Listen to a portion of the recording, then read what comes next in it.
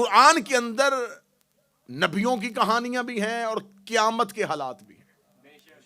اس سے واضح کتاب ہو ہی نہیں سکتی جس کے اندر اختصار بھی ہو اور جامعیت بھی ہو، مختصر بھی ہو اور واضح بھی ہو، اشارے بھی ہوں، کھل کے بھی بات ہو سکے. لہٰذا خدا نے قرآن میں جو کہانیاں لکھی ہیں یہ کہانیاں نہیں ہیں. ان نبیوں کی باتوں میں خدا معیار طے کر رہا ہے. جیسا کہ خدا نے سورہ یوسف کو احسن القصص کہا، لیکن بدبختی ہے مسلمانوں کی کہ لوگوں نے اور مسلمانوں نے حضرت یوسف کی سورت کو، سورہ یوسف کو، یوسف کی کہانی کو عشق کی داستان سمجھ لیا، محبت کی داستان سمجھ لیا. یہ زلیخا اور یوسف کے عشق کی کہانی ہے. اللہ عشق زلیخا بیان نہیں کر رہا، کردار یوسف بیان کر رہا.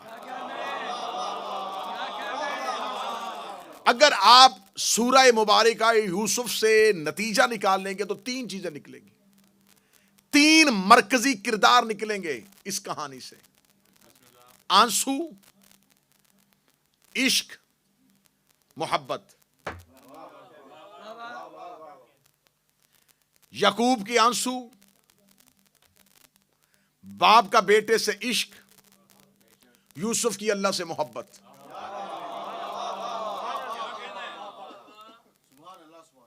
لہذا جہاں آنسو اور عشق آ جائے خدا اس کہانی کو بہترین کہہ دیتا ہے.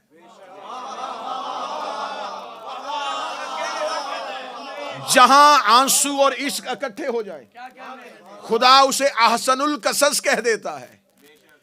آج لوگ کہتے ہیں کہ مجلس حسین میں وہی کہانیاں سنائی جاتی ہیں، تو قرآن میں بھی تو وہی کہانیاں سنائی جاتی ہیں، بار بار قرآن پڑھنا ثواب کیوں ہے؟ کہتے جی بے شک کہانی وہی ہے لیکن ثواب تلاوت کا ہوتا ہے، بے شک باتیں وہی ہوتی ہیں لیکن ثواب ذکر حسین کا ہوتا ہے.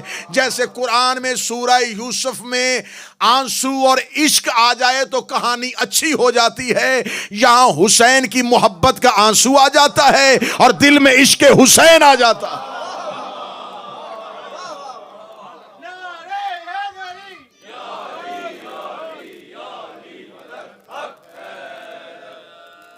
اب خدا نے اس صورت میں کیا ہے، اس صورت کے اندر اللہ نے رکھا کیا ہے، متوجہ رہیے گا صاحب. خدا نے اس صورت کے اندر اس کا آغاز جو ہے اس میں حضرت یوسف جو ہیں وہ اپنے باپ حضرت یعقوب کو اپنا خواب سناتے ہیں، اور خواب سناتے ہوئے حضرت یوسف علیہ السلام کہتے ہیں کہ بابا میں نے خواب دیکھا ہے جس میں میں نے ایک سورج اور 11 ستاروں کو اپنے سامنے آتے ہوئے دیکھا، اور وہ 11 ستارے جو ہیں وہ مجھے سجدہ کر رہے ہیں. خدا قرآن میں کہتے ہیں جیسے ہی حضرت یعقوب نے یوسف کا خواب سنا، فوراً، آیت ہے قرآن کی، فوراً بول کے کہا یہ خواب بھائیوں کے سامنے نہ بیان کرنا، یہ خواب بھائیوں کے سامنے، آیت ہے قرآن کی، یہ خواب مجھے بتا دیا ہے، بھائیوں کو نہ بتانا. بابا اس خواب میں کیا ہے جو بھائیوں کو نہ بتاؤں؟ فوراً حضرت یعقوب نے کہا اللہ تمہیں مقام دینے والا ہے. یہ جو ستاروں کو تو نے خواب میں دیکھا ہے، یہ ستارے جو تیرے سامنے آئے ہیں، اللہ تمہیں بہت اعلیٰ ایک عہدہ دینے والا ہے، اللہ تمہیں مقام دینے والا ہے. میں نے پہلے کہا تھا کہ خدا ماضی بیان نہیں کرتا، خدا مستقبل بیان کرتا ہے.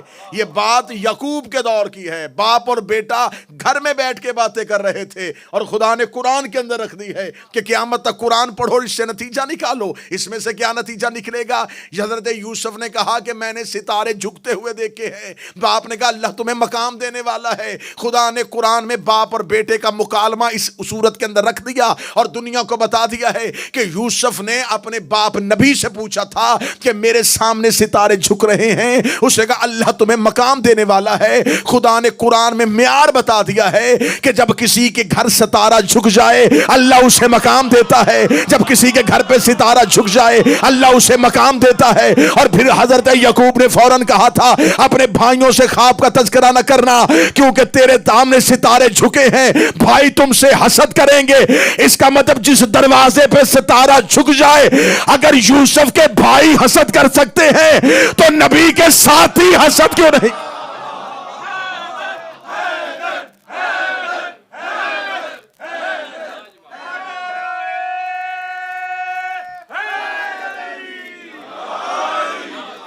بھائی تم سے حسد کریں گے.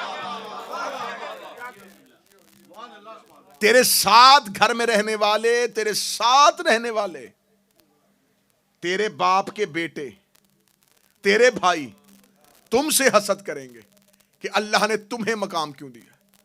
اس کا مطلب کہ یوسف کے بھائی بھی اسی گھر میں رہتے تھے, یوسف بھی اسی گھر میں رہتے تھے. حسد بھائی پہ نہیں ہوا, حسد مقام پہ ہوا. قرآن نے واضح کر دیا کہ اگر اللہ کسی کو مقام دیتا ہے تو دوسرا اس سے حسد کرنا شروع کر دیتا, چاہے وہ نبی کی صحبت میں بھی کیوں نہ رہتا. اب حضرت یوسف نے پوچھا تھا کہ میں نے خواب دیکھا ہے, اور حضرت یعقوب نے قرآن کہا کہ اللہ تمہیں ایک علم عطا کرے گا جس سے تم خوابوں کی تعبیر بتایا کرو گے. تو علم تو اللہ نے ابھی یوسف کو دینا تھا, اور تعبیر یعقوب بتا رہا ہے. حضرت یعقوب نے پوری تعبیر بتانے کے بعد یہ کہا اللہ تمہیں علم تعبیر عطا کرے گا, علم رؤیا عطا کرے گا, لوگ تمہیں خواب بتایا کریں گے اور تم تعبیر بتا دو گے. حضرت یعقوب نے بتا دیا کہ جو علم اللہ نے تمہیں دینا ہے وہ میرے پاس ہے, اور تم میرے وارث بننے والے ہو. اس کا مطلب ہے کہ نبی کا وارث وہ ہوتا ہے جس کے پاس وہ ہو جو نبی کے پاس ہے. وارث پیغمبر ہونے کے لیے یہ شرط ہے کہ جو چیز نبی کے پاس ہو وہی چیز وارث کے پاس ہونی چاہیے. اب حضرت یعقوب نے کہا اللہ تمہیں تعبیر کا علم عطا کرے گا, اور خود یوسف کو تعبیر بتا رہے ہیں. یوسف نے ابھی لوگوں کو تعبیر بتانی ہے, یعقوب یوسف کو تعبیر بتا رہا ہے. اس کا مطلب کہ نبی نے بتا دیا ہے کہ میرا وارث ہے یہ, اس لیے کہ اس کے پاس وہی علم ہے جو میرے پاس ہے. اب نبی کا وارث کا تعین کرنا آسان ہو گیا. جو چیز نبی کے پاس ہو وہ وارث کے پاس ہونی چاہیے. انسان ہے عناصر اربع کا مجموعہ, مٹی, پانی, آگ, ہوا. یہ چاروں چیزیں ہم سے پہلے تھی, ہم بعد میں ہیں. یہی وجہ ہے کہ یہ چاروں عناصر ہمارے وجود پر حاوی ہیں, اس لیے کہ یہ عنصر پہلے تھے, ہم بعد میں ہیں. مٹی, پانی, آگ, ہوا, یہ چاروں پہلے یہ ملی تو حضرت انسان خلق ہوا. مٹی, پانی, آگ, ہوا, یہ چاروں انسان پہ حاوی ہیں. اس لیے انسان مٹی میں دب جاتا ہے, ہوا اسے اڑا سکتی ہے, پانی اسے گلا سکتا ہے, آگ اسے جلا سکتی ہے. اس لیے کہ یہ چاروں اس لیے قادر ہیں, یہ چاروں پہلے تھے. ان چاروں کا پہلے ہونا ہم پر قادر ہونے کی دلیل ہے. یہ ہم پر قدرت اس لیے رکھتے ہیں, یہ ہم پر اختیار اس لیے رکھتے ہیں. مٹی پہلے تھی, ہم بعد میں. پانی پہلے تھا, ہم بعد میں. آگ پہلے تھی, ہم بعد میں. ہوا پہلے تھی, ہم بعد میں. اس لیے مٹی دبا دیتی ہے, ہوا اڑا دیتی ہے, آگ جلا دیتا ہے, پانی گلا دیتا ہے. اس لیے جو چیز پہلے ہو وہ دوسرے پہ قادر ہوتی ہے. اس کا مطلب انسان چار عناصر سے ملا, چاروں انسان پہ قادر ہو گئے. کہاں جا کے دنیا کو اہل بیت کا اختیار بتاؤ. اگر یہ عناصر اربع سے ہوتے تو یہ عناصر اربع پہ قادر نہ ہوتے. علی قبر کے اندر آ جاتا ہے, ہوا کے اندر ستارے کو نیچے بلا لیتا ہے, آگ کو بجھا سکتا ہے. اس کا مطلب ہے یہ آدم کے بعد نہیں, یہ آدم سے پہلے.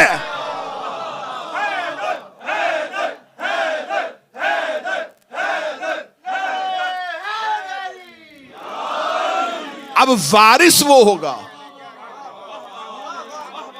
علی کا قبر میں آنا, علی کا قبر میں آنا, رسول کا معراج پہ جانا, اس بات کی دلیل ہے کہ یہ ان عناصر پہ قادر ہے. مٹی نہیں تھی اور یہ تھے, پانی نہیں تھا یہ تھے. اس لیے تو کہا جاتا ہے کہ آدم ابھی مٹی اور پانی کے درمیان تھا. درمیان سے مراد یہ نہیں ہے کہ ابھی فیصلہ ہو رہا تھا. مٹی اور پانی کے درمیان کوئی خمیر پڑا ہوا تھا. اس کا تعین یہ ہے کبھی آدم کی تخلیق مقصود بھی نہیں تھی اور یہ تھے. پوری ذمہ داری کے ساتھ لفظ کہہ رہا ہوں. اب وارث وہ ہے جس کے اندر وہ قابلیت اور وہ صلاحیت موجود ہو. یعقوب کے بیٹوں نے بھائی سے حسد کر لیا صحبت پیغمبر میں رہنے کے باوجود. طے ہو گئی آج یہ بات اور آج تقریر رکے گی اور کل سے پھر انشاءاللہ ہم شخصیات کی جانب چلیں گے. اس کا مطلب ہے کہ صحبت اثر کرتی ہے لیکن ظرف دیکھ کر. جیسا ظرف ہوگا، جیسی وسعت ہوگی، جیسا ذہن ہوگا، صلاحیت ویسی ہی ہوگی. سورج پوری زمین پر چمکتا ہے لیکن آگے روشنی کو جذب کرنے کی جس میں جتنی صلاحیت ہوتی ہے وہ اس سے اتنا ہی فائدہ لیتا ہے. قصور صحبت میں نہیں ہے، قصور اس پہ ہے جو اثر لے رہا ہے. تو اب ہمارے اوپر جو الزام ہے کہ ہم نے صحبت پیغمبر پہ رہنے والے تمام افراد کو نہیں مانا. تو میں یہاں ویڈیو کیمرے کی موجودگی میں کہوں گا، میں اپنے برادران اہل سنت سے مخاطب ہوں. برادران اہل سنت کے مشہور رائٹر، مشہور ہسٹورین ابن اسیر نے ایک کتاب لکھی ہے اسد الغابہ فی معرفت الصحابہ، جس میں انہوں نے 9 جلدوں پہ یہ کتاب ہے یا 11 جلدوں میں بھی ہے. اس میں انہوں نے 7,500 اصحاب نبی کا تذکرہ بیان کیا ہے. اس کے علاوہ جتنی بھی کتابیں ہیں، سیر الصحابہ ہے، پھر اس کے بعد حیات الصحابہ ہے، اس کے بعد آپ تبری کو اٹھا کے دیکھیں، آپ جتنے بھی مورخین جنہوں نے صرف اصحاب رسول پہ بات کی ہے، اگر آپ ان کی ٹوٹل تعداد ملائیں گے تو 15,000 بنتی ہے. یعنی کہ 15,000 صحابہ کی بات ابھی تک اہل سنت نے بھی کی ہے، جن کا نالج وہ آگے پہنچا چکے ہیں کہ یہ نہیں صحابی تھے، یہ ان کا نام تھا، یہ قبیلے تھے. ان کی تعداد 15,000 ہے. غدیر میں جو مجمع تھا وہ 1.25 لاکھ صحابہ کا تھا.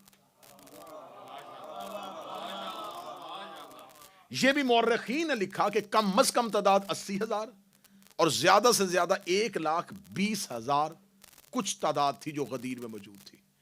اور اہل سنت کے پاس کتنے صحابہ کا علم ہے؟ 15,000 کا. تو جو اعتراض آپ 1400 سال سے ہم پہ کر رہے ہیں کہ شیعہ صحابہ کو نہیں مانتے، تو یہی اعتراض میں دہرانے لگا ہوں. آپ بھی تو سب کو نہیں مانتے. اگر آپ سب کو مانتے ہیں تو آپ کے پاس تو 15,000 صحابہ کا علم ہے، باقی وہ صحابہ کہاں ہیں؟ تو اب اہل سنت کے ہاں ایک قانون پایا. میں بڑی محبت کے ساتھ یہ پیغام دے رہا ہوں تاکہ یہ ہدایت کسی تک پہنچے اور شاید کوئی ذہن راہ راست پہ آ جائے. رسول اللہ کے بعد امت کے لیے دین لینے کے رستے 3 ہیں. 3 رستوں میں سے کسی ایک رستے کا تعین کرنا پڑے گا، کیونکہ رسول صاحب شریعت ہے، صاحب دین ہے. اب رسول اللہ کے بعد ہم نے دین لینا ہے.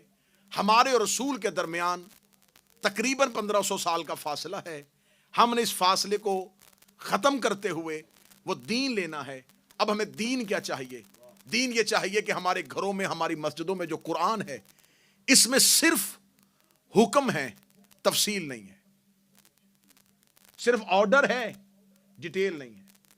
اقیموا الصلاۃ، نماز قائم کرو، بس. کیسے؟ یہ نہیں ہے. متوجہ بات کی جانب. موضوع آج پھرے گا اور آج رخ تقاریر کا تبدیل ہوگا. آتوا الزکات، زکات دو. کتنی دینی ہے، کس جنس پہ دینی ہے، کیا دینی ہے، کچھ نہیں لکھا. اس کا مطلب ہے کہ قرآن جو ہے وہ ضابطے کی کتاب ہے، تفصیلات اس کے اندر نہیں ہے. تفصیل کس سے ملے گی؟ رسول اللہ سے. اگر قرآن کے اندر سب کچھ لکھ دیا جاتا تو اس بندے کی بات ٹھیک ہو جاتی کہ قرآن کافی ہے.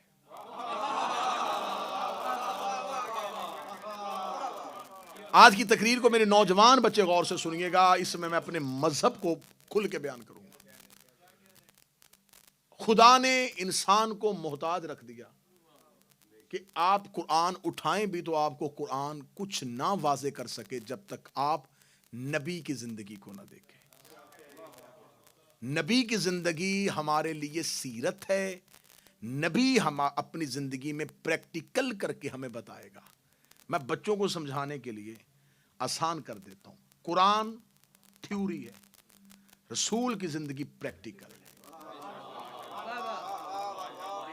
ہم نے تھیوری سے پریکٹیکل کو دیکھنا ہے, اور تھیوری اور پریکٹیکل آپس میں اتنے ملتے ہیں, جو تھیوری میں ہے وہی پریکٹیکل ہے. یہ نہیں ہو سکتا کہ خدا کچھ کہہ رہا ہو اور نبی کچھ کر رہا ہو. جو کچھ قرآن ہے وہی کردار مصطفیٰ ہے. اور اگر قرآن بند کر کے بھی نبی کو دیکھ لو تو نبی وہی ہے جو قرآن ہے. تو اب ہم تک یہ دین کیسے پہنچا کہ ہمارے پاس, کیونکہ ہم نے رسول کو دیکھا نہیں ہے. ہمارے پاس دین لینے کے رستے امت کے پاس تین ہیں: اہل بیت, صحابہ, ازواج پیغمبر. کیونکہ یہ تین طبقے, تین گروہ ایسے ہیں جن کا تعلق ڈائریکٹ رسول سے ہے. ایسا ہی ہے بغیر فاصلے کے, کیونکہ ان کی اور رسول کے درمیان کوئی بھی نہیں ہے. اہل بیت رسول کے گھر والے, خاندان والے, یا یہ رسول سے ڈائریکٹ مل سکتے ہیں, یا اصحاب رسول سے ڈائریکٹ ملتے ہیں, یا ازواج ملتی ہیں.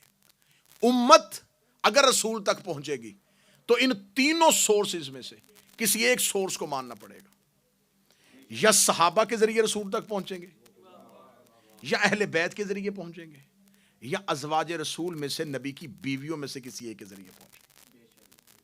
کیونکہ ہمارے پاس نبی کی زندگی ہے, لیکن نبی کی زندگی کیا تھی وہ سورس نہیں ہے. ٹھیک ہو گیا جی. اب ہم نے نبی کی مکمل زندگی لینی ہے, کیونکہ قرآن نے ہمیں پابند کر دیا ہے کہ میرے نبی کی زندگی میں تمہارے لیے سیرت ہے. رسول اللہ نے اپنی مختصر زندگی 23 سال کی رسول کی زندگی مدینے کی ہے, 40 سال کی مکے کی ہے. 63 سالہ زندگی میں 40 سال تو رسول کے لا الہ منواتے ہوئے گزر گئے. صرف 23 سال, 23 سال نبی نے اس انداز میں تبلیغ کی ہے کہ اتنی ڈیٹیل بتا گئے کہ آج امت کو یہ بھی پتا ہے کہ رائٹ ہینڈ سے کھانا کھانا ہے. یہ ہاتھ اللہ کا ہے تو یہ کس کا ہے؟ یہ بھی تو اللہ نے بنایا نا, دونوں اللہ کے بنائے ہیں نا. اس سے کیوں نہیں کھاتے؟ جو ہی آپ اس سے لقمہ لیں گے ساتھ والا کہے گا بیٹا نہیں, رائٹ ہینڈ یوز کرو. کیوں؟ رسول نے کہا اس ہاتھ سے کھانا ہے. ہاتھ یہ بھی تو اللہ کا ہے, لیکن یہ رسول نے کہا ہے اس سے کھانا ہے. امت کو یہ پتا ہے کہ نبی یہ بتا گئے کہ کھانا کس ہاتھ سے ہے, یہ نہیں بتا گئے کہ میرے بعد خلیفہ کون ہے.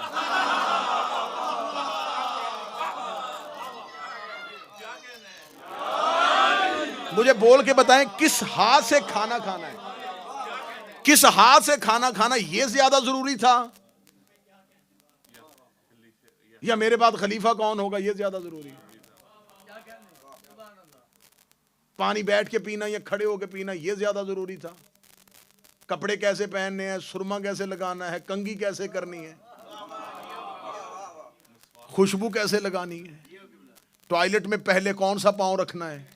ہاں ہاں ہاں, یہ آداب یہ تک بتا گئے, اور یہ بتا کے نہیں گئے کہ میرے بعد جانشین کون ہوگا.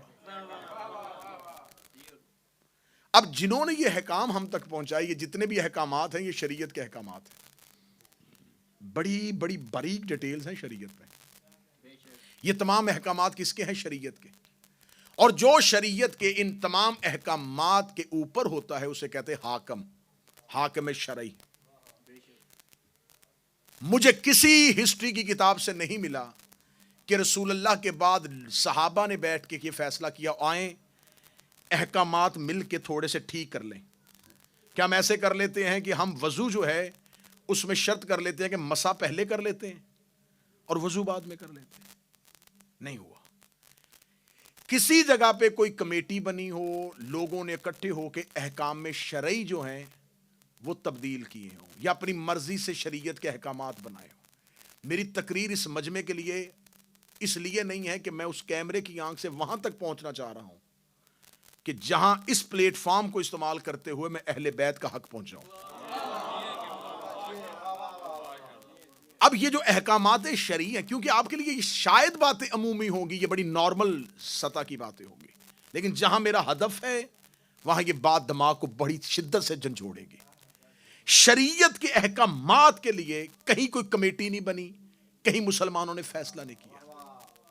یہ امام بارگاہ ہے، اس امام بارگاہ کی ایک آرگنائزیشن ہے جو اس کی مینجمنٹ کو دیکھتی ہے، اس کے تمام چیزوں کو دیکھتی ہے. اب اس کے اندر کہ دروازہ کس طرف کھلنا چاہیے، ونڈو کیسی ہونی چاہیے، نماز کس ٹائم پہ ہوگی، یہ تمام چیزیں مینجمنٹ کمیٹی کی ہیں. لیکن اس سے کہیں زیادہ ضروری ہے کہ مینجمنٹ ایسی ہونی چاہیے جو بعد میں ان تمام چیزوں کو چلا سکے. اب یہ مجمع پڑھا لکھا مجھے بول کے بتائے کہ مینجمنٹ کا ہونا زیادہ ضروری ہے یا چیزوں کا مینج ہونا زیادہ ضروری ہے. یقیناً پہلے مینجمنٹ اچھی ہوگی پھر چیزیں اچھی ہوں گی. اسلام کے اندر شریعت کی جتنی چیزیں ہیں یہ مینجمنٹ کی ہیں. مجھے یہ سمجھ میں نہیں آ رہا کہ شریعت کی چیزیں امت نے بیٹھ کے طے نہیں کی اور حاکم شرعی امت نے خود چن لیا.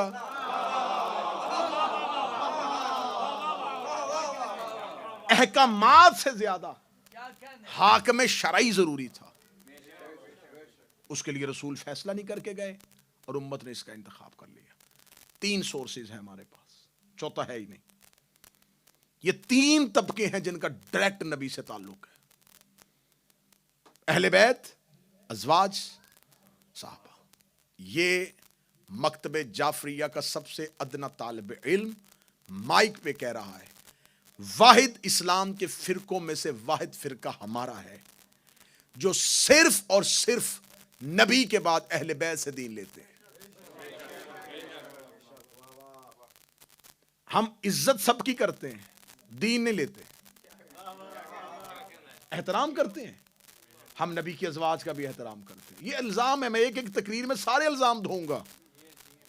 یہ جتنے الزام ہیں صرف جھوٹے الزام، اور ممبر پہ کوئی وضاحت کرنے کے لیے تیار نہیں. بس ٹھیک ہے، قسمیں کھانی شروع کر دیتے ہیں. نہیں، ہم کرتے ہیں. میں بتاؤں گا کہ ہم کیا کرتے ہیں اور کیا نہیں کرتے، کسے مانتے ہیں اور کسے نہیں مانتے. اور جو بتاؤں گا مانتے ہیں وہ بھی دلیل دوں گا، اور جنہیں نہیں مانتے اس کی بھی دلیل دوں گا.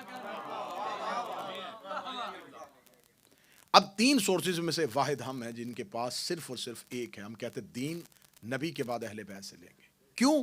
اس کی دلیل ابھی میں نے آپ کے سامنے پڑھا کہ جو چیز وراثت میں جاتی ہے، جو چیز موروث کے پاس ہو وہی میراث میں جاتی ہے. نبی معصوم ہے. ہم دین اہل بیت سے اس لیے لیتے ہیں کہ اہل بیت بھی معصوم ہے. ہمیں اتنا سا بھی خطرہ نہیں کہ کوئی چیز ہم تک غلط پہنچ جائے گی. ہم عصمت کے قائل ہیں.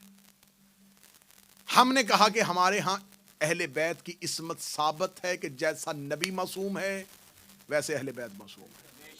اب ہمارے مقابلے میں ایک مذہب بنا جنہوں کا نہیں تم لوگوں نے اس سورس کو ترجیح دی ہے، ہمارے پاس دوسرا سورس ہے صحابہ. ہم نے کہا بھائی کیسے دین لے سکتے ہو؟ ہم اہل بیت سے اس لیے لیتے ہیں وہ معصوم ہیں. اب انہوں نے ہماری عصمت کے مقابلے پہ خود کو صحابہ کو معصوم وہ کہہ نہیں سکتے تھے.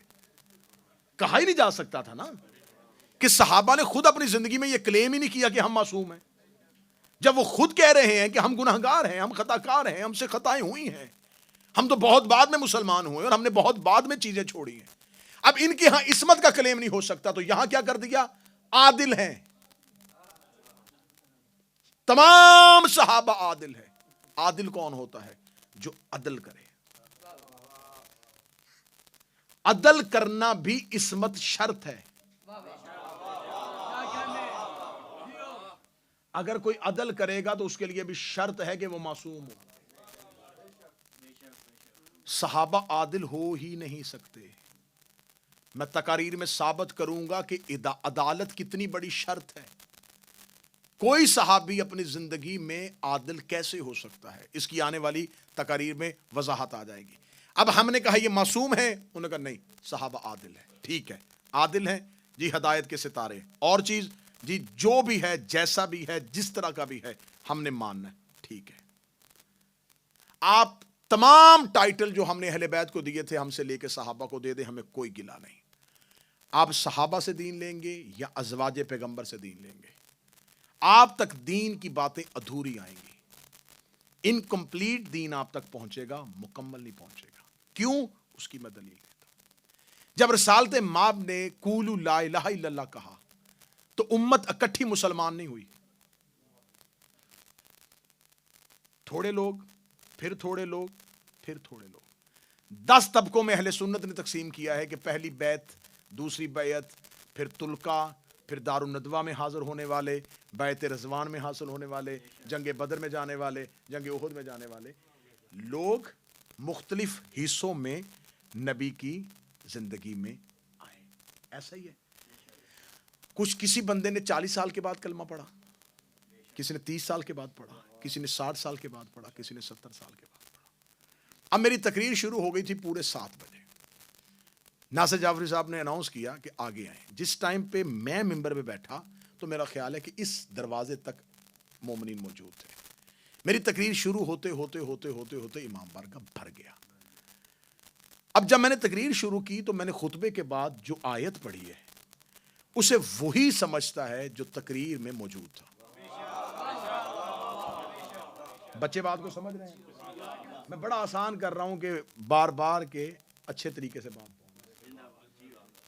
जिन लोगों ने खुतबा सुना उनको याद है कि मैंने तलावत में कौन सी आयत पढ़ी, फिर मैंने पहला जुमला कहा।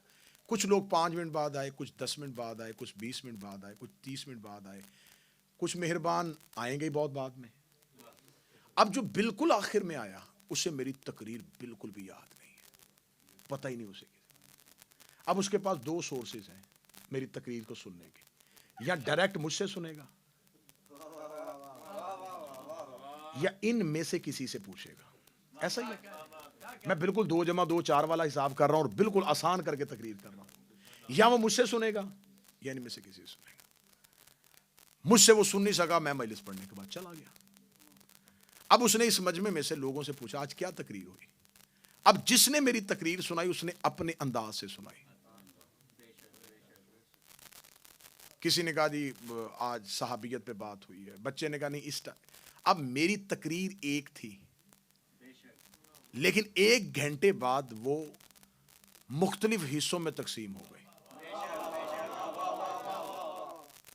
अब मैं चला गया और बाद में मुझे किसी ने पूछा आपने ये भी पढ़ा था, ये भी पढ़ा था, ये भी। मैंने कहा नहीं, किसने कहा? मैंने जिससे सुना उसने ये कहा, मैंने जिससे सुना ये कहा, मैंने जिससे सुना ये कहा। कसूर मेरा नहीं, जितने रावी बदलते गए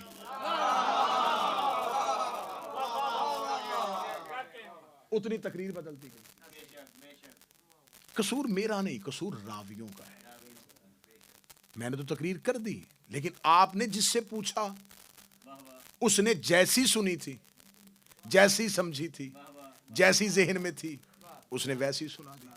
कसूर मेरा नहीं, कसूर तकरीर का भी नहीं, कसूर है रावी का।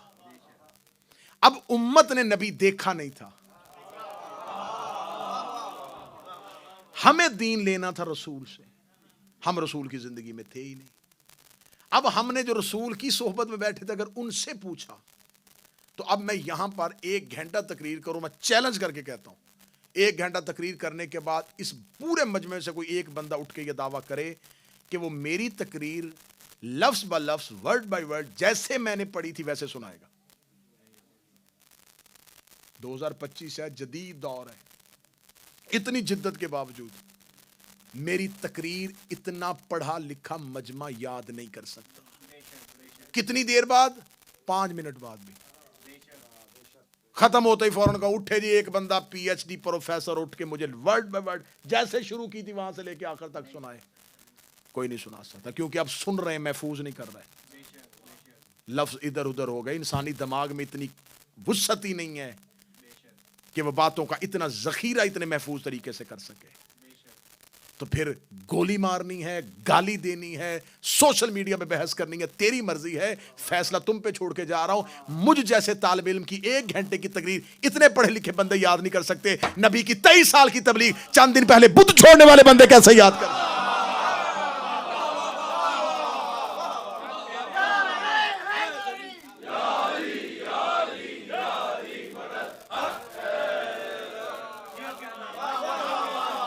چند دن پہلے مسلمان ہوئے بندے، ابھی تک کفر کے اثرات دماغوں پہ تھے، بتوں کی مٹی ابھی تک پیشانی پہ تھی. آج بھی کوئی بندہ اگر شراب کا عادی ہو اور وہ چھوڑے تو بہت عرصے تک جسم میں اس کی شراب کے اثرات رہتے ہیں. باڈی مکمل طور پر ڈیٹاکس ہونے میں ٹائم لیتی ہے. ایسا ہے کہ نہیں ہے؟ میں برطانیہ میں کوئی نہ کوئی فائدہ تو لوں آپ لوگوں کا. تو ابھی بندوں کی جسم باڈی پوری ڈیٹاکس بھی نہیں ہوئی تھی.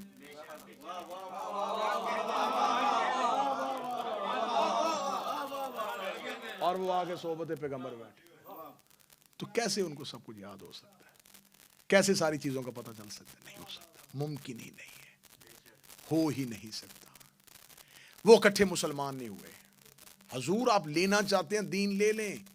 آپ نے، میں نے کہا نا میری تقریر مختلف رنگوں میں کیوں تقسیم ہو گئی کہ آپ نے مختلف لوگوں سے میری تقریر پوچھی، کسی نے کچھ بتا دی، کسی نے کچھ بتا دی، کسی نے کچھ بتا دی. یہ راویوں کا قصور ہے، اور یہی وجہ ہے راویوں کا کہ کوئی یہاں ہاتھ باندھ رہا ہے، کوئی یہاں باندھ رہا ہے، کوئی یہاں. ہو سکتا ہے کہ نبی اپنی زندگی میں مختلف طریقوں سے نماز پڑھتے ہوں. بتائیں نا کہ ایسا ممکن ہے کہ رسول اپنی زندگی میں کبھی یہاں ہاتھ رکھتے ہوں، کبھی یہاں رکھتے ہوں، کبھی یہاں رکھتے ہوں. جو روز طریقہ بدلتا ہو وہ رسول نہیں ہوتا. میں لفظ کہوں اگر جا کر، جس نے مکے میں رستہ نہیں بدلا، روزانہ اسی گلی سے گزرتے رہے، وہ طریقہ بدلے گا؟ طریقہ ایک تھا. نمازیں دن میں کتنی ہوتی ہیں؟ میں بڑی ایسے دودھ کا دودھ اور پانی کا پانی والی باتیں کر رہا ہوں. میتھ سے بھی باتیں ثابت ہو جائیں گی جو میں کر رہا ہوں. بالکل 2 + 2 4 والی باتیں کر رہا ہوں. نمازیں دن میں کتنی ہیں؟ 5. رسول نے مدینے میں آ کے نمازیں پڑھانی شروع کی، 23 سال تک پڑھی امت نے. لو فیصلہ اب گھر جا کے کرنا. جو کام دن میں نبی 5 دفعہ کرتا گیا، امت کو آج تک وہ پتہ نہیں چلا غدیر تو ایک دن آیا تھا.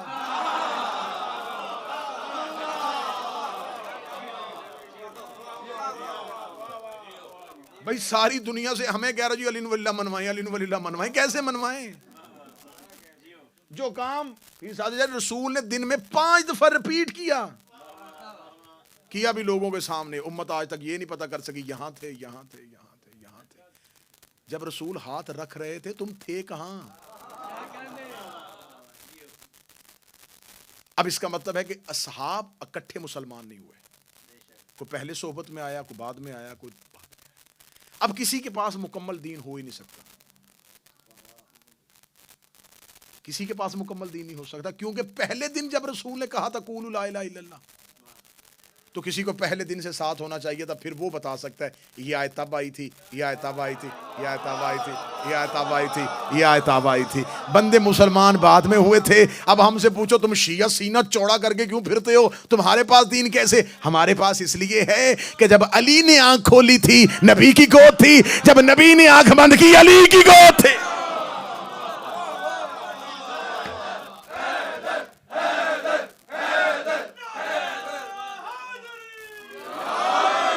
جو ایک لمحہ رسول اللہ سے پیچھے نہ ہو. میں نہج البلاغہ سے مولا کا فرمان پڑھنے لگا. مولا کا فرمان ہے، خطبے میں پہلا لفظ ہے، کتنا خوبصورت. مولا فرماتے ہیں میں رسول کے پیچھے ایسے چلتا تھا جیسے اونٹنی کا بچہ ماں کے پیچھے چلتا. میں ایسے نبی کے پیچھے رہتا تھا ہر ٹائم. مولا علی کی زندگی رسول کے ساتھ جڑی ہوئی ہے. ہم مطمئن ہیں، ہم دین اس لیے اہل بیت سے لیتے ہیں، ان کے اور نبی کے درمیان فاصلہ نہیں. دوسری بات یہ ہے کہ نبی صرف مسجد میں نبی نہیں ہوتا، گھر میں بھی نبی ہوتا ہے. رسول اللہ کا زندگی کا اگر 2 حصے مسجد میں گزرے ہیں تو 2 حصے گھر میں گزرے. رسول اللہ گھر میں بھی ہوتے تھے. تو یہ نہیں ہوتا تھا کہ رسول جب مسجد میں آتے تھے تو نبی ہو جاتے تھے، گھر میں جاتے تھے تو عام انسان ہو جاتے تھے. نبوت یہ کوئی جاب تو نہیں ہے نا، یہ اللہ کا عہدہ ہے جو اللہ نے دیا۔ اب رسول اللہ گھر میں بھی نبی تھے، مسجد میں بھی نبی تھے۔ آیتیں صرف مسجد میں نہیں آتی تھی، گھر میں بھی آتی تھی۔ اگر ہم دین صحابہ سے لیں گے تو مکمل نہیں لے سکتے، کمپلیٹ دین مل ہی نہیں سکتا، کیونکہ قرآن کی آیت کھڑی ہے اور کہہ رہی ہے کہ اللہ نے صحابہ کو منع کیا تھا نبی کے گھر کے اندر نہیں جانا۔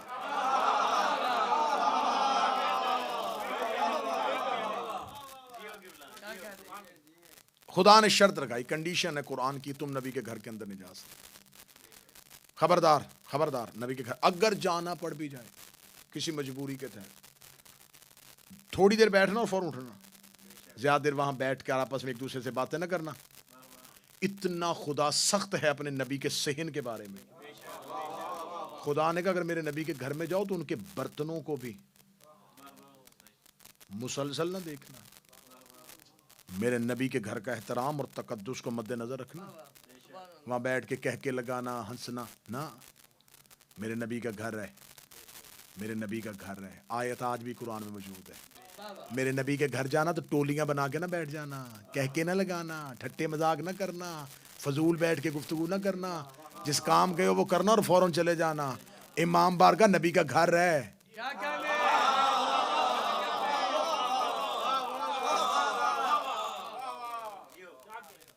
اور میرا خیال جتنی فائلیں یہاں ٹرانسفر ہوتی ہیں، فلاں کے پاس یہ اور فلاں کے پاس وہ ہے، خدا را اس تقدس کو سمجھنا۔ ہاں یہاں سے نکلو تو پھر جو مرضی ہے۔ صحابی نبی کے گھر میں جا نہیں سکتے۔ یہ ببر یہ بار بار یہ چیخ سی آ رہی ہے، آواز ڈسٹرب کر رہی ہے، بس ٹھیک ہے آج ٹھیک ہو جائے، بس کل سے اس کو بہتر کرنے کی کوشش کرنا، اس کو نہ چھڑے، اس کو اسی طرح محمد والے محمد بلندر صلوات۔ اللہم صلی علی محمد والے۔ اب صحابہ سے دین نہیں لیا جا سکتا، اس لیے نہیں لیا جا سکتا کہ صحابی گھر کے اندر نہیں جاتے۔ اگر آپ کہیں کہ نبی کی بیویوں سے آپ مکمل دین لیں گے، مجبوری پھر قرآن بنا گیا ہے، اے نبی کی بیویوں گھر سے باہر نہ آنا۔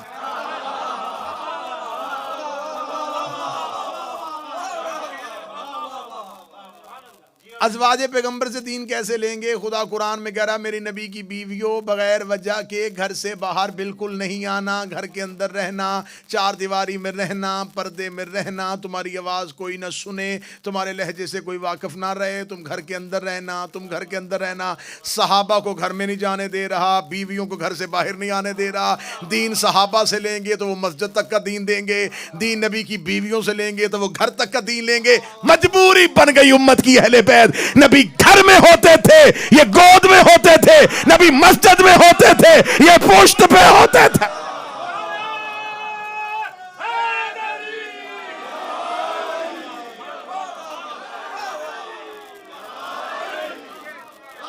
مجبوری ہے اہل بیت۔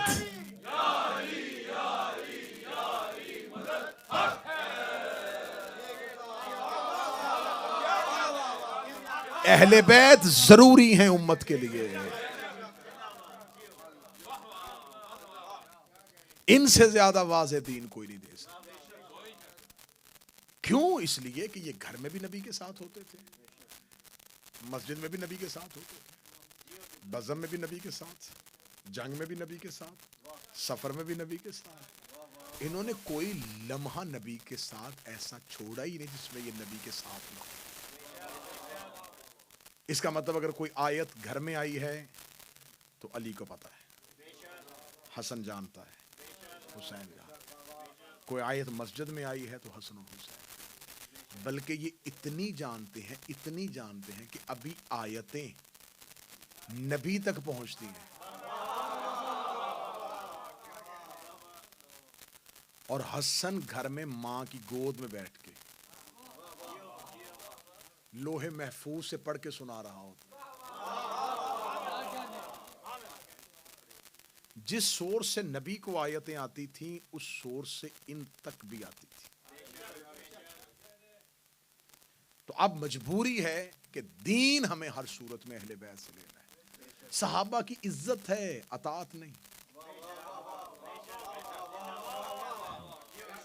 اب میں ذرا ڈھیلا ہو کے پڑھ رہا ہوں تو اس کا مطلب یہ نہیں کہ نتیجے اچھے نہیں ہیں، نتیجے ٹھیک ہے، کیونکہ آج مائک زیادہ ٹھیک ہو گیا ہے۔ میں اونچا ہو نہیں سکتا کیونکہ آواز پھٹ جائے گی، تو اس لیے میں نے اپنا خرچ جو ہے نا وہ نیچے کر دیا۔ اب اہل بیت کی اطاعت ہے اور عزت بھی ہے، صحابہ کی عزت ہے،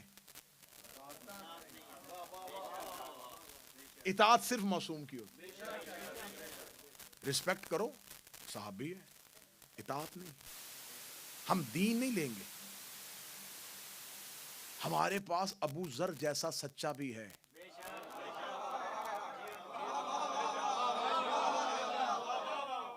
اگر ہم نے دین صحابہ سے لینا ہوتا تو ابو ذر جیسا سچا ہے، سلمان ایمان کے 10ویں درجے پہ ہے، ہمارے پاس عمار یاسر جیسا ہے، ہمارے پاس ابو ذر غفاری ہے، ہمارے پاس مقداد ہے، ہمارے پاس میثم تمار ہے، ہمارے پاس حذیفہ یمان ہے۔ اتنے جلیل القدر لوگوں کے ہونے کے باوجود ہم پھر بھی کہہ رہے ہیں نہیں، ان کا احترام ہے، اطاعت ہے۔ ان میں سے سلمان وہ ہے جن کو خود کہہ رہے ہیں کہ یہ ہماری اہل بیت میں سے ہے، وہ کہہ رہے ہیں نا، یہ ان کی مہربانی ہے، لیکن ہم پھر بھی سلمان کو سلام ہے، اطاعت اہل بیت کی۔ اب میری تقریر کا آخری حصہ میں آپ کو سناؤں کہ نبی کا جو نبی نے زندگی میں کیا، میں نے جیسے یہ مثال دی کہ میری تقریر کو بعد میں آپ سے سنے گا تو آپ مختلف طریقوں سے بیان کر دیں گے، کیوں؟ راوی بدلتے گئے، تقریر بدلتی گئی۔ اب آپ یہاں سے باہر نکلے، یہاں سے باہر نکل کے آپ سے کسی نے سنا کیا مجلس پڑھی گئی آج وائز آرا میں، اس نے کہا یہ پڑھی گئی، اس سے آگے کسی نے پوچھا یہ پڑھی گئی، یہ پڑھی گئی، یہ پڑھی گئی، یہ پڑھی گئی، یہ پڑھی گئی، تقریر ایک تھی، کتنے حصوں میں تقسیم ہو گئی،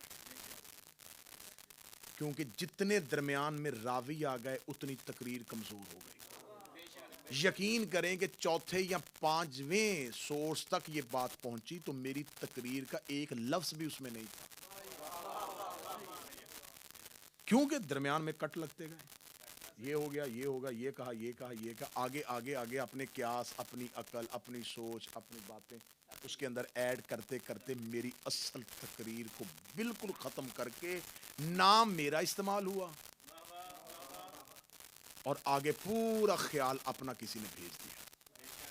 مجھے کسی نے فون کیا جناب آپ نے دعائے زارہ نارتھ ہیمپٹن میں یہ تقریر کی اور آپ کہیں فرعون کی تعریفیں کرتے رہے۔ میں نے کہا استغفر اللہ، کس نے کہا ہے؟ مجھے کل کسی نے فون کیا، اس نے کہا وہ نہیں اس بندے نے کہا جی مجھے، وہ بندہ وہاں موجود تھا؟ نہیں اس نے، میں پوچھتا ہوں کس سے پوچھا ہے، وہ موجود تھا؟ نہیں وہ موجود تھا، نہیں وہ موجود تھا، نہیں وہ موجود تھا، نہیں۔ آخر میں اس بندے تک پہنچا جو موجود تھا۔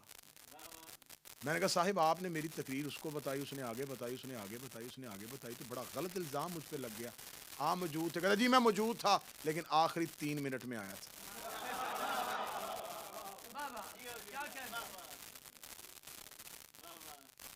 تو آخری 3 منٹ والے نے میرا کتنا نقصان کیا، میری تقریر بدل گئی۔ لیکن اب اگر کسی نے میری تقریر سننی ہے تو ایک ہی طریقہ کار ہے، یا وہ مجھ سے دوبارہ سنے، اگر مجھ سے دوبارہ نہیں سننا چاہتا تو پھر وہ سامنے لگا ہوا ہے کیمرہ، میں بول رہا ہوں یہ محفوظ کر رہا ہے، اس میں غلطی نہیں ہے، یہ محفوظ کرتا جا رہا ہے، دماغ ہی نہیں ہے اس میں، یہ اپنی چیز ڈال ہی نہیں سکتا۔ میں بولوں گا یہ صرف محفوظ کرے گا، محفوظ کرنے کے بعد ببر اس کو محفوظ کر لے گا، سیو کر لے گا۔ 40 سال کے بعد یہاں بیٹھا ہوا ایک چھوٹا سا بچہ جوان ہوا اور اس نے کہا مجھے 2025 کی وہ تقریر چاہیے، وہ ببر کے پاس گیا، ببر نے کیمرے میں سے نکال لی اور وہ تقریر اسے دے دی۔ اس نے وہ تقریر دوبارہ سنی، میں نے ایسے ہی بولنا شروع کر دیا جیسے اب بول رہا ہوں۔ 25 سال کے بعد تقریر بھی زندہ ہو گئی، لفظ بھی زندہ ہو گئے، لہجہ بھی زندہ ہو گیا، کیونکہ محفوظ ہاتھوں میں اس تک پہنچ گئی تھی۔ مجھے عزت قرآن کی قسم ہے کہ دین نبی کے بعد لوگ کبھی اس سے لیتے رہے، کبھی اس سے لیتے رہے، کبھی اس سے لیتے رہے۔ 25 سال کے بعد علی مدینے کی مسجد کے محراب پہ آئے، علی نے اللہ اکبر کہا، پیچھے سے ایک اندھا صحابی چیخ مار کے کہتا ہے آج محمد والی نماز یاد آئی ہے۔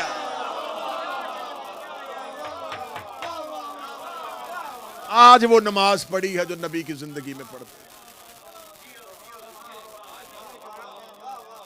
25 سال کے بعد مصلی ملا، اللہ اکبر کہا، پیچھے سے اندھے صحابی کی آواز ہے، کون ہے مصلی پہ؟ کہنے لگے علی آیا ہے۔ اس نے کہا آج مصطفیٰ والی نماز پڑھی ہے۔ اس کا مطلب 25 سال تک امت نبی کی نماز کا طریقہ بدلا چکی تھی۔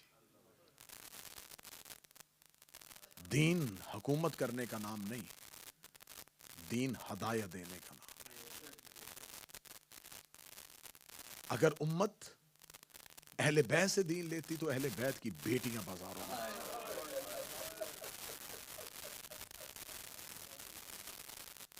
تھوڑی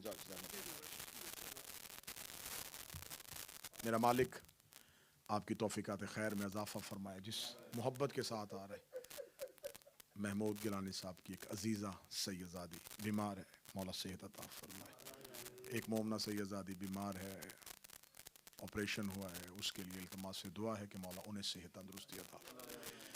اللہ اس بارگاہ پہ اپنا خاص کرم جاری فرمائے۔ ان بزرگوں کا، سبتین بھائی، محمود بھائی، مظہر شاہ صاحب، ناصر جعفری صاحب، ان کے بھائی اقلیم بھائی، ساجد شاہ، علی شاہ، یہ سب گلستان ایسے ہی مہکتا رہے۔ یہ عزا کا سلسلہ، نسل پھر اس سے اگلی نسل پھر اس سے نسل، جب تک وہ نہ آ جائے جسے پتا ہے کہ کتنی دیر کھڑی رہی۔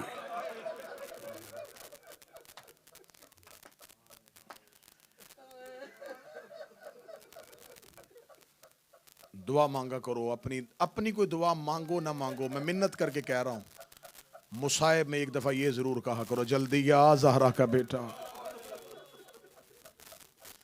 کیونکہ ہماری ساری آسانیاں اس کے ظہور میں پوشیدہ ہیں۔ ہم بھوکے گزارا بھی کر سکتے ہیں، ہم پیاسے گزارا بھی کر سکتے ہیں، نہیں ملے گا گھر رہ لیں گے، نہیں ہوگی اچھی گاڑی گزارا کر دیں گے، لیکن اس کا ظہور ضرور مانگا کرو جو آج بھی عباس کی طرح رو رہا ہے۔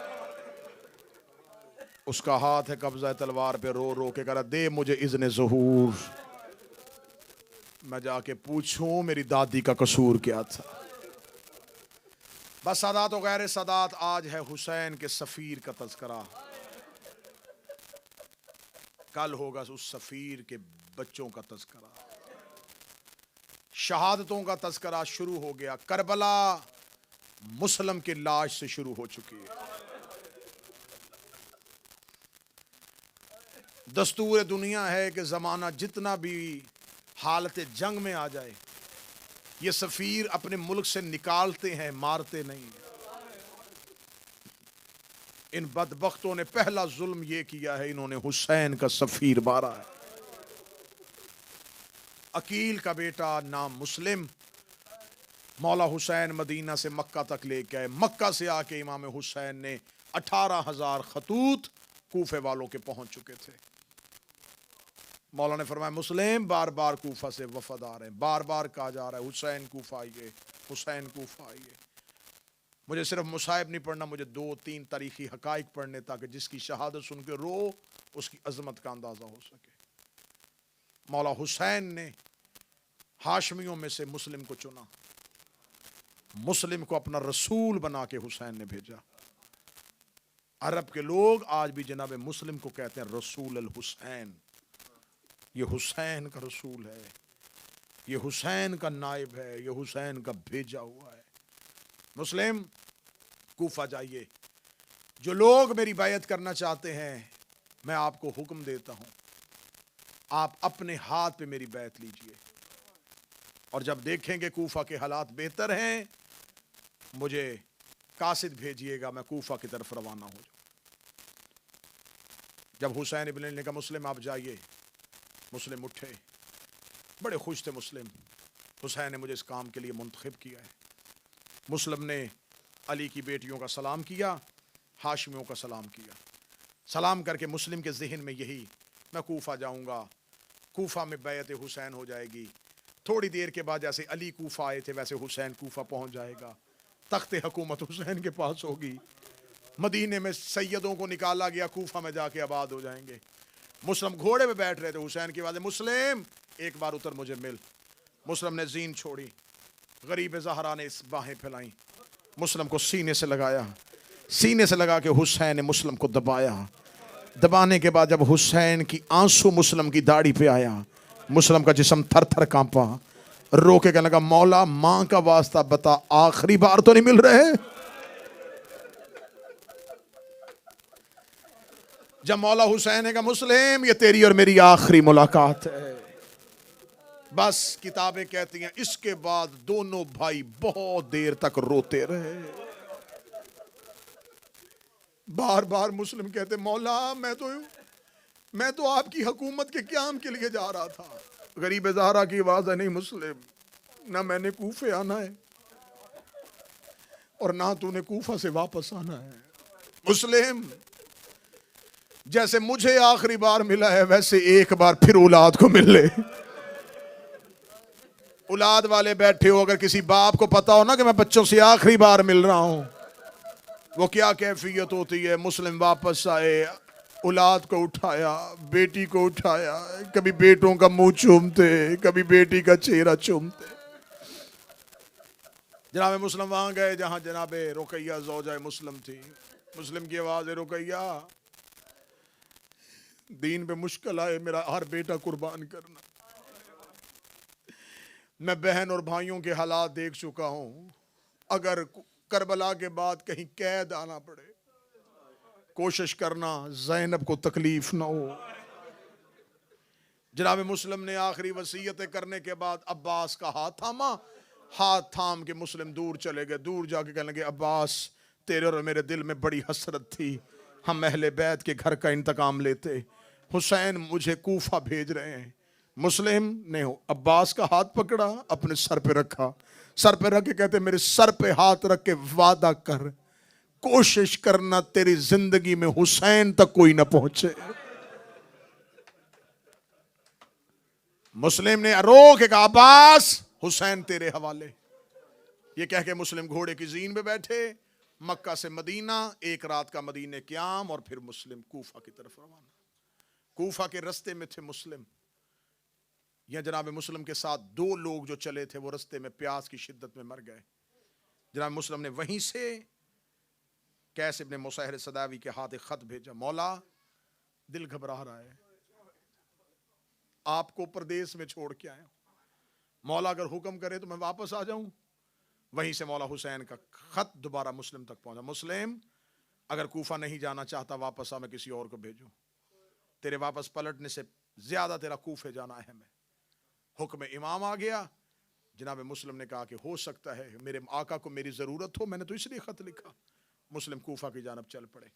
جناب مسلم کا کوفہ پہنچنا تھا، کتابیں کہتی ہیں دو گھر، یا مختار کے گھر یا سلیمان بن سرد خزائی کے گھر۔ صاحب ہدائی کہتا ہے دونوں گھروں میں رہے، پہلے جناب مختار کے گھر گئے، ایک رات کا قیام جناب مختار کے گھر، سلیمان بن سرد خزائی کے گھر میں جناب مسلم کا قیام ہوا۔ کوفہ کے شیعوں نے سلیمان کے گھر میں آ کے مسلم کی بیعت کرنی شروع کی۔ پہلی رات 6000 لوگوں کی بیعت، صبح تک 10,000 لوگ، اگلی ظہرین تک 12,000 لوگ، تاریخ کہتی ہے 25,000 لوگ 2 دن میں مسلم کے ہاتھ پہ حسین کی بیعت کر چکے تھے۔ جناب مسلم کا دل بھر گیا، کوفہ تو حسین کے ساتھ ہے، تلواریں حسین کے ساتھ ہیں۔ جناب مسلم نے مختلف گھروں میں اجتماعات کرنے شروع کر دیے، کبھی کسی کے گھر سردار کے گھر، کبھی کسی رئیس کے گھر، چاہے مسلم کو مہمان بلایا جاتا۔ نعمان ابن بشیر حاکم کوفہ تھا، یہ کمزور تھا، خبر شام یزید تک پہنچ گئی، حالات کوفہ کے بدل گئے، حسین کا سفیر پہنچ چکا ہے، جوک در جوک لوگ مسلم کی بیعت کر رہے ہیں۔ اس نے معاویہ کا ایک عیسائی مشیر سر جان جس کا نام تھا اسے بلایا، بلا کے بتا مسلم کے لیے کیا کریں۔ اسے کہا اپنے باپ کی وصیت کھول، اس میں لکھا ہے کوفہ اور بصرہ تیرے ہاتھ سے نکل جائے گا اگر تو نے ابن زیاد کو حکومت نہ دی۔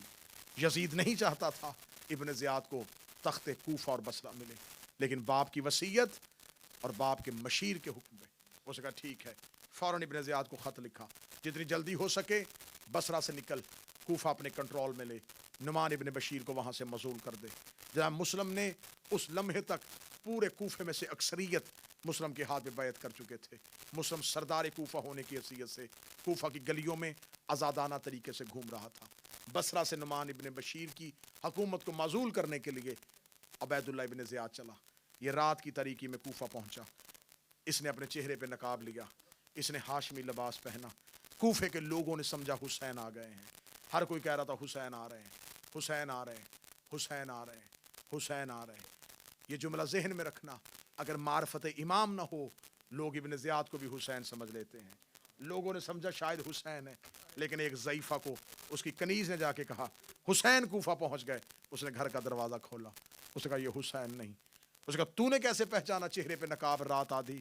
اس نے کہا حسین ہوتے عباس ساتھ ہوتا، حسین ہوتے اکبر ساتھ ہوتا، یہ جو اکیلا آ رہا ہے یہ حسین نہیں ہے۔ ابن زیاد پہنچا، نعمان ابن بشیر کو معزول کیا، کوفہ اپنے کنٹرول میں لے لیا۔ اسے سب سے پہلے جناب مسلم کا اس دور کا میزبان ہانی بن عروہ، ہانی بن عروہ کوفے کا وہ معزز ترین فرد تھا۔ 4000 مسلح افراد اس کے ساتھ چلتے تھے، 4000 لوگوں کے ساتھ چلتا تھا۔ ہانی کو بلایا، دردناک شہادت ہے جناب ہانی کی، کوڑوں کے ساتھ مارا، چھڑیوں کے ساتھ مارا، ہانی شہید ہو گئے۔ ہانی کی شہادت کے بعد کوفے کی کمر ٹوٹ گئی۔ لوگوں نے سمجھ لیا اگر اس نے ہانی کو قتل کر دیا ہے، ہانی شہید ہو چکا ہے، اب لوگوں کی جانیں عزیز نہیں ہیں۔ اب جوک در جوک لوگ آ کے مسلم کی بیعت سے نکل رہے ہیں۔ ابن زیاد کو جا کے اس کے ہاتھ پہ یزید کی بیعت کر رہے ہیں۔ مسلم نماز پڑھانے کے لیے مسجد کوفہ میں جاتا ہے۔ صبح کی فجر کی نماز مسجد کھچا کھچ بھری ہوئی، ظہر کی نماز صف آدھی، مغربین کی نماز پڑھ کے مسلم نے پیچھے مڑ کے دیکھا، 2 بیٹے 1 مسلم۔ جناب مسلم بچوں کو لے کے کوفہ کی گلیوں میں، لوگ اپنے گھروں میں محدود ہو کر رہ گئے تھے۔ ہانی بن عروہ شہید ہو چکے تھے، سلیمان بن سرد خزائی کو گرفتار کر لیا تھا۔ مختار حکم جناب مسلم کے تحت کوفہ سے نکل کے لوگوں کو، کوفہ سے باہر والے جو قبیلے ان کو لے کے آنے کے لیے کوفہ سے نکل چکے تھے۔ کچھ روسا، کچھ سردار جو اہل بیت کے ساتھ تھے وہ کوفہ سے باہر تھے۔ یہ جو کوفہ سے حبیب ابن مظاہر، عابس شاکری، مسلم ابن اوسجا، ابو سمامہ سیداوی، یہ جو لوگ کربلا پہنچے ہیں یہ کوفہ کے اندر سے نہیں پہنچے، کیونکہ کوفہ کا محاصرہ ہو چکا تھا۔ جناب مسلم کے حکم کی وجہ سے یہ کوفہ سے پہلے ہی نکل چکے تھے۔ ابن زیاد کے آنے سے پہلے یہ کوفہ کے رستوں میں لوگوں کو کوفہ لے کے آنے کے لیے جا رہے تھے، لیکن پتہ چل گیا ابن زیاد آ گیا۔ مسلم کی شہادت کے بعد یہ لوگ وہیں سے کربلا کی جانب عازم سفر ہوئے اور حسین کی راہ میں اپنی جانیں قربان کر دی۔ اب جناب مسلم یہ تاریخی حقائق کا سمجھنا بڑا ضروری ہے تاکہ آپ کو مسلم کی قربانی کا فلسفہ سمجھ میں آ سکے۔ اکیلا رہ گیا مسلم، اب کوئی نہیں ہے پورے کوفے میں مسلم کا ہمدرد۔ جہاں مسلم کوفے کے آخری کونے میں گئے، وہاں ایک ویران سی مسجد میں مسلم نے رات گزاری۔ بیٹے قاضی شرح کے حوالے کر دیے، مسلم زندان، مسلم اس مسجد میں جو ایک بالکل بے آباد مسجد تھی وہاں رات گزارنے کے بعد صبح اٹھے۔ جب مسلم کوفہ کے باہر جانے کا رستہ ڈھونڈ رہے تھے، یا کوفے کی آخری گلی میں ایک گھر تھا جس کے دروازے پہ ایک ضعیفہ بی بی تسبیح پڑھ رہی تھی۔ آنکھوں کی بینائی اتنی نہیں تھی۔ مسلم قریب آ کے دیوار کے ساتھ لگ کے کھڑے ہو گئے۔ وہ عورت تسبیح پڑھ کے کہتی زہرا حسین کے سفیر کی حفاظت کرنا، یا زہرا اپنے بیٹے کے سفیر کی حفاظت کرنا۔ دشمن شہر میں مسلم کے کان میں کسی ہمدرد کی آواز آئی۔ اس سطر کو جب میں نے پڑھا تھا تو میرا گریہ ہوا تھا، تم سنو گے تو کرنا۔ وہ ضعیفہ اپنے گھر کے دروازے پہ کیا کہہ رہی تھی؟ زہرا حسین کے سفیر کا تحفظ کرنا، حسین کے سفیر کو امان دینا۔ جناب مسلم نے اس کی آواز سنی، مسلم قریب جا کر اماں مسلم کا سلام۔ جب جناب مسلم نے ماں کہہ کے سلام کیا तवा उठ के खड़ी हो गई, कहने लगी कौन है? फरमाया अकील का बेटा। कदमों में गिर के कहती है अगर अकील का बेटा है मुझे माँ कह के सलाम क्यों किया है? आवाज दे कहते हैं मुद्दत के बाद मुझे कूफे में किसी की मेरे दर्दनाक आवाज सुनी। तूने मेरी जद्दा ज़हरा को बुलाया, मैं तुझे मां कह के बुलाऊं। खुश हुई, जनाबे मुस्लिम को लेके घर आ गई। घर आके जनाबे मुस्लिम के लिए बिस्तर लगाया। मुस्लिम की आवाज आई, आराम करने के लिए नहीं आया। जहां मुस्लिम ने पूरी रात मुसल्ला इबादत पे राज और न्याज में गुजारी। थोड़ी थोड़ी देर के बाद तोआ कमरे के अंदर आती, मुस्लिम के रोने की आवाज आती। दरवाजे पे आके कहती मौला हाशमी रोते नहीं, मौला आपके हुजरे से रोने की आवाज आ रही है। मौला मैंने हाशमी मर्दों को सुना ही नहीं है कि वो रोते हो। मुस्लिम रो कहते मौत की वजह से नहीं रो रहा, मुसाफरत की वजह से नहीं रो रहा। तो कहती क्यों रो रहे हैं? रो के आवाज है कि मुस्लिम कहता वो बहने लेके कूफा आ रहा है, उसके साथ अली की पर्दादार बेटियां हैं, काश कोई हुसैन को रोके कूफा ना आना। तो तड़पी रो के कहने लगी ज़ैनब व कुलसूम साथ है। मुस्लिम कहते यही दर्द तो सोने नहीं देता। मैं अपने मौला से वादा करके आया था मौला आपके आने से पहले मैं कूफा कंट्रोल में ले लूंगा। अब ये ना हो कि मेरा कोई कासद ना पहुंचे और हुसैन आ जाए। कूफा के इन बदले हुए हालात में ज़ैनब ना आए। इसका एक मलाउन बेटा बिलाल नाम है इसका, ये दरबार इब्ने ज़ियाद में बैठा था। इब्ने ज़ियाद ने दरबार में बैठ के कहा कोई मुझे मुस्लिम की खबर दे, मुंह मांगा हुआ अनाम दूंगा। ये घर में वापस आया, इसने माँ के चेहरे पे खुशी देखी थी। माँ चेहरा इतना खुश क्यों है? देख के कहती है हमारे घर में जन्नत के वारिस आए हुए हैं, हमारे घर में अकील का बेटा है। कहता हमारे आका मुस्लिम? हाँ। अम्मा कहाँ है? फरमाया मैं दरवाजे पे बैठी थी, हुसैन का सफीर आ गया, मैंने अपने घर में अमान दी है। ये मलाउन जनाब मुस्लिम से मिलने के लिए गया। जनाब मुस्लिम ने इसका चेहरा देखा, चेहरा देख के जनाब मुस्लिम की आवाज आई तौबा मैं तेरी जन्नत का जामन हूं, तेरी औलाद का नहीं। ये इशारा जनाब मुस्लिम ने तौबा को दिया। ये मलाउन रात घर में रुका, सुबह उठ के इसने इब्ने ज़ियाद के दरबार में जाकर जिसकी तलाश है वो हमारे घर में है। इस मलाउन ने मोहम्मद इब्ने अशस, मलाउन खुदा उस पे लानत करे, 1500 सिपाहियों का दस्ता दे के उसे तौबा के घर की तरफ रवाना किया। तौबा के घर की तरफ 1500 का लश्कर का आना था।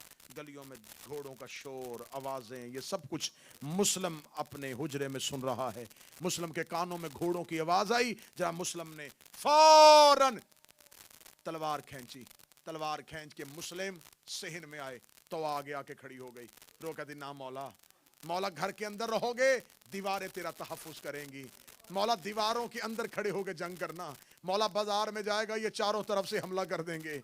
जनाब मुस्लिम की आवाज आई ना तो तू एक रात मेरी मेजबान रही है, मैं तेरी जन्नत का जामन हूँ, मेरी दादी तेरी जन्नत की जामन है, लेकिन तो जितनी जल्दी हो सके दरवाजा खोल, मुझे बाहर जाने दे। तो देख दी मौला वो ज्यादा है, तू अकेला है। रो के कहता मुझे बाहर जाने दे, अगर मैं बाहर ना गया फौज अंदर आ जाएगी। रो के दी अंदर आने दे मौला, मेरे घर में जितना लश्कर आए मौला घर में रह के यहाँ पर जिहाद करना। मुस्लिम की आवाज आई मैं हाशमी हूँ, हमारी गैरत का वारा नहीं करती, मैं तेरे घर में मेहमान हूँ और तेरे घर के अंदर कोई सिपाही आ जाए। जनाबे मुस्लिम से पूछो मौला तूने कूफा में तौबा के घर में लश्कर नहीं आने दिया था, शाम गरीबा शिमर 300 का लश्कर लेके ज़ैनब के खैमे के अंदर जाके पूछ रहा था इनमें से अली की बेटी ज़ैनब कौन? जाए मुस्लिम ने तलवार को नियाम से निकाला। तलवार को नियाम से निकाल के जनाब मुस्लिम ने लश्कर पे हमला किया। हमला करता हुआ मुस्लिम ऐसे लड़ता लड़ता लड़ता मुस्लिम चारों तरफ से, मैं बड़ी जल्दी खत्म कर रहा हूं, चारों तरफ से फौजों ने हमला कर दिया। आखिर इन मौलानों ने पीछे से गड़ा खोदा, गड़े के अंदर मुस्लिम गिर गया। मुस्लिम का गिरना था, किसी ने नेजा मारा, किसी ने तलवार मारी, किसी ने पत्थर मारा, जिसके हाथ में कुछ भी नहीं था गर्म पानी लेके मुस्लिम पे फेंक रहा था।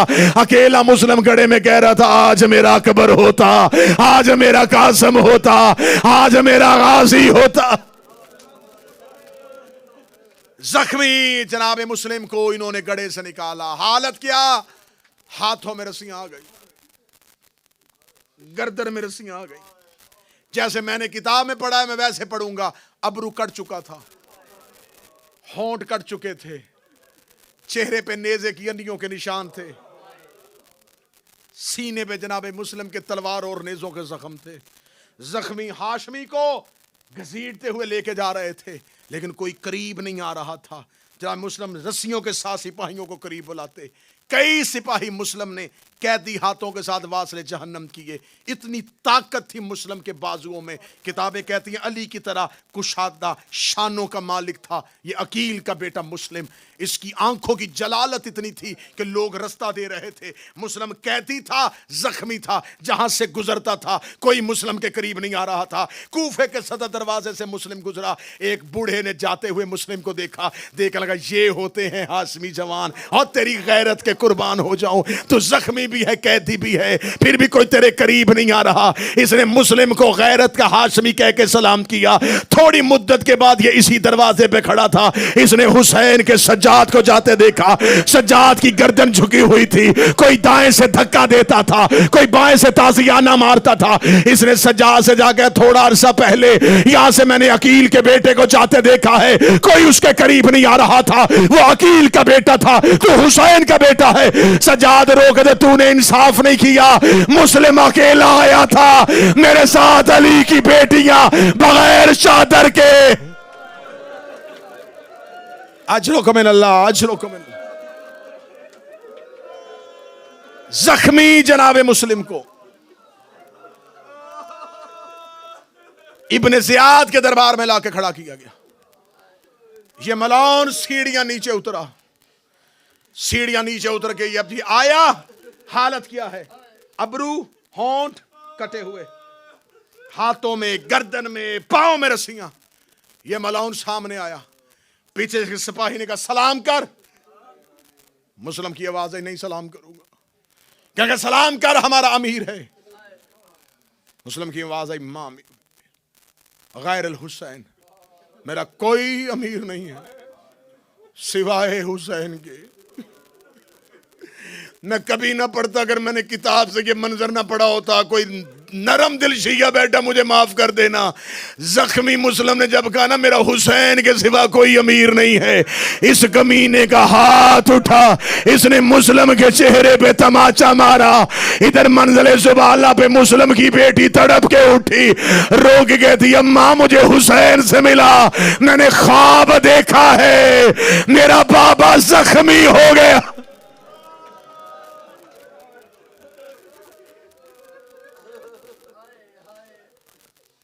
जख्मी मुस्लिम से बैयत का मुतालबा, मुस्लिम का इनकार।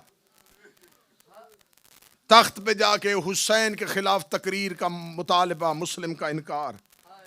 जब सारी शर्तें मुस्लिम ने मानने से इनकार की, कहने लगा कोई वसीयत करनी तो कर ताकि मैं तुझे दारुल अमारा की छत पे भेजूं।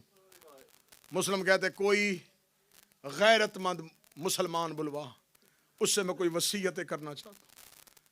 इसने कहा पूरे दरबार में से किसी को कर दे। मुस्लिम ने ऊंची आवाज में कहा मेरी वसीयत है, मेरी जिर्रा बेचना, मैंने कूफे में फलां शख्स से इतना कर्ज लिया था, मेरा उधार देना। अगर कोई हो सके कोई तेज रफ्तार घोड़ा सवार करबला की तरफ जाए, हुसैन आज़म सफर है, उससे जाके कहना कि कूफे ना आना। ये कहने के बाद मुस्लिम की आवाज आई तीसरी मुझे पानी पिलाओ। दारुल अमारा की छत में पानी का कूजा मुस्लिम के सामने आया। मुस्लिम ने पानी का प्याला हाथ पे लिया, मुस्लिम के मुंह का लहू पानी पे आया। जनाब मुस्लिम ने देखा जब लहू पानी के अंदर आ गया, मुस्लिम ने पानी का प्याला दीवार पे फेंका। सामने पीछे खड़ा हुआ सिपाही देखा था, पीना नहीं था मंगवाया क्यों था। मुस्लिम की आंखों में आंसू आ गए। खामोश मुस्लिम चले गए, किसी को राज नहीं बताया। पानी मंगवाया क्यों था, मुंह का लहू फेंका क्यों था, दीवार पे डाला क्यों था। थोड़े अरसे पहले, थोड़े अरसे बाद यहां से कैदी बीबियों का काफिला गुजरा। एक ऊंट से एक बच्ची की आवाज आई अम्मा मुझे बाबा के लहू की खुशबू आ रही है, मुझे लहू की खुशबू आ रही है। आवाज आई, वो सामने दीवार पे मुस्लिम के लहू के छींटे। بس سادات و غیر سادات. آخری ایک جملہ, سرے مسلم جھکا نہیں, یہ تلوار مسلم کے سر پہ آئی. ادھر ایک منزل پہ حسین کا قافلہ پہنچ چکا تھا. کریم کربلا نے اپنے قافلے کو روکا. حسین قافلے سے دور نکل گئے. تھوڑی دیر عباس نے انتظار کیا, حسین واپس نہیں آئے. عباس نے اپنے گھوڑے کو حسین کے گھوڑے کے پیچھے چلایا. جب دور سے عباس نے دیکھا حسین زمین پہ بیٹھے رو رہے ہیں, عباس قریب آئے, ہاتھ باندھ کے کہا مولا روئے کیوں ہیں؟ مولا دیکھ دے عباس اٹھ قافلہ لے کے چلیں. مولا روئے کیوں ہیں؟ عباس اٹھ لشکر لے کے چلیں. مولا روئے کیوں ہیں؟ حسین چلتے گئے, عباس پیچھے پیچھے چلتا گیا. حسین رو کے کہتے عباس میں تجھے اس لیے نہیں بتا رہا, میں بابے کے صبر کا وارث ہوں, تو بابے کے جلال کا وارث ہے. عباس تو برداشت کرے گا. عباس نے دونوں ہاتھ حسین کے قدموں پہ رکھے, روکنے لگا مولا مجھے صرف اتنا بتا میں نے برداشت کرنا کتنا ہے. مولا 28 سفر کو میرے مرے کے جنازے پہ تیر لگتے رہے, میں منتیں کر کے کہتا رہا تلوار دے دے, تو نے کہا میں غریب ہوں. مولا میں چپ ہو گیا. مولا ولید کے دربار میں تیرے سر کا نام لیا گیا, میں تلوار مانگتا رہا, تو نے کہا میں غریب ہوں. مولا میں چپ کر گیا. مولا علی کی بیٹیاں مدینے سے نکلی, میں منتیں کرتا رہا, مولا مجھے بتا میں نے صبر کرنے کتنے ہیں. حسین نے مسلم کو, حسین نے عباس کو سینے سے لگایا, لگا کے کہا عباس پھر وعدہ کر, اگر میں دکھاؤں گا تو صبر کرے گا. عباس روکا تھا, میں نے زہرا ضمانت میں دی, آپ مجھے بتائیں میں صبر کروں گا. حسین کی آواز آئی میری دو انگلیوں کے درمیان دیکھ. عباس رو کے کہتے کوئی غریب مسافر ہے, اس کے ابرو کٹے ہوئے ہیں, اس کا سر زخمی ہے, جلاد کی ننگی تلوار اس کے سر پہ ہے. حسین نے عباس کی آنکھوں پہ ہاتھ پھیرا, روکے گا اب دیکھ کون ہے. عباس کا بدن کانپا, چہرے پہ موت کی زردی آئی, روکے گا ہے مولا کہیں میری رقیہ تو نہیں ہو جائے گئی. آواز آئی پہچان یہ میرا مسلم ہے. مسلم کا نام آنا تھا. عباس زمین پہ گر گئے, روکے گا میں نے زہرا ضمانت میں دی ہے, لیکن مولا تجھے اسی زہرا کا واسطہ زمین کی تنابیں کھینچ مجھے کوفہ پہنچا. حسین روکے گا جنگ نہیں کرنی تو کرے گا کیا؟ روکے گا لگا دارالمارا کی بلندی دیکھ, میرا غریب دیکھ, سر زمین پہ آئے گا, لاشا کون اٹھائے گا؟ حسین کی آواز آئی اب ذرا زمین پہ دیکھ. عباس کی آواز آئی انگلیاں ہٹا لے, ایک کالے برقعے والی بی بی ہے جو دارالمارا کے نیچے اپنی جھولی کو پھیلا کے رو رو کے کہہ رہی ہے آؤ میرے حسین کا وکیل بیٹا, آؤ میرا مسلم ابن عقیل.